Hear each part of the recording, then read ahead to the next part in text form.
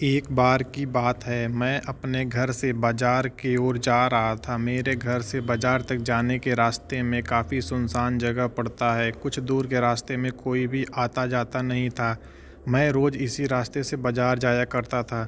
आज भी मैं इसी रास्ते से बाज़ार जा रहा था। मुझे रास्ते में एक लड़की मिली जो बहुत ही डरी हुई लग रही थी।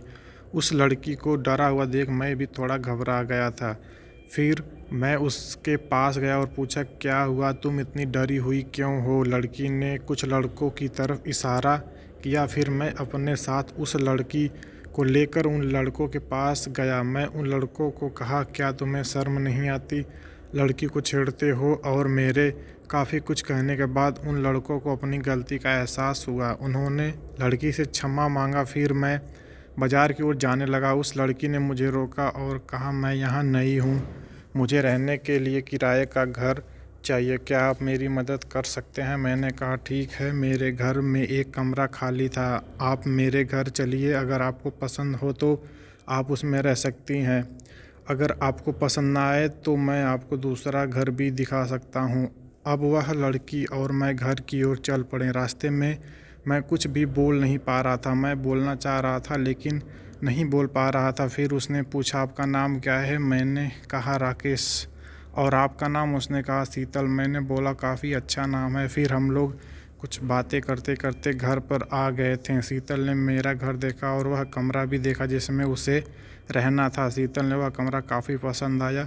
फिर वह हमारा घर में रहने लगी। मैं उसे जब देखता था तो मेरे मन में कुछ अजीब सी हलचल होती थी। पता नहीं उसके मन में ये हलचल होती थी या नहीं। एक दिन मैं और शीतल घूमने जा रहे थे। मैंने सोच लिया था कि मैं शीतल को अपने मन की बात कहूँगा। हम अपने घर से बहुत दूर एक सड़क पर थे। हम दोनों बाइक से जा रहे थे। मैंने शीतल से कहा, मुझे तुमसे एक बात कहनी है। शीतल ने कहा, मुझे भी तुमसे कुछ कहना है। मैंने कहा, बोलो। शीतल बोली, राकेश, मैं तुम्हें जब जब देखती हूँ तो मेरे दिल में अजीब सी हलचल होती है। पता नहीं ऐसा क्यों होता है। राकेश, क्या तुम्हें पता है ऐसा क्यों होता है? राकेश ने कहा, शीतल, मेरे साथ भी ऐसा ही होता है। मैं इतना ही बोल पाया। तभी शीतल बोली, हम लोग बहुत दूर आ गए हैं बात करते करते, अब हम लोग को वापस घर जाना चाहिए।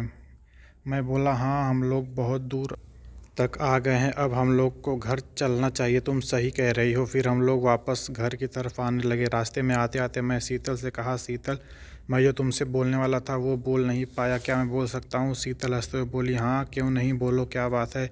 इतना कहने के बाद शीतल चलने लगी। फिर राकेश सोच में पड़ गया, अब कैसे बोलूँ? राकेश डरते डरते शीतल से बोला, शीतल, तुमको जब से देखा हूँ तब से तुमसे हमको प्यार हो गया है। शीतल, बुरा मत सोचना, मेरे दिल में जो था बोल दिया हूँ। मैं ये बात बहुत दिन से बोलने वाला था लेकिन बोल नहीं पा रहा था। आज बहुत हिम्मत करके बोला हूँ।